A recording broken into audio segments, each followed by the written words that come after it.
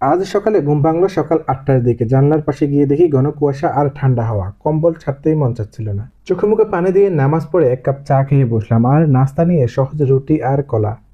তারপর কিছুটা সময় বসে নিজের পরবর্তী লক্ষ্য নিয়ে চিন্তা করলাম। ভাবছি ইউটিউব আর সিরিয়াসলি কন্টিনিউ করা উচিত কিনা।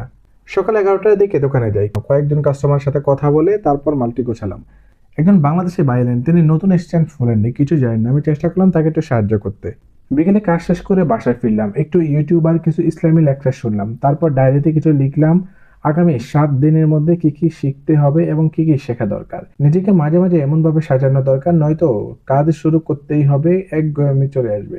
প্রবাস থেকে নিজের ভিতরে শক্তিটা ধরে রাখতে এমনটি করা, বই পড়তে হবে এবং চিন্তা কম করতে হবে। আজকের দিনটা ছিল ঠান্ডা, কিন্তু মাথাটা অনেক ঠান্ডা আর পরিষ্কার হয়েছে। নতুন কিছু ভাবার সুযোগ পেলাম।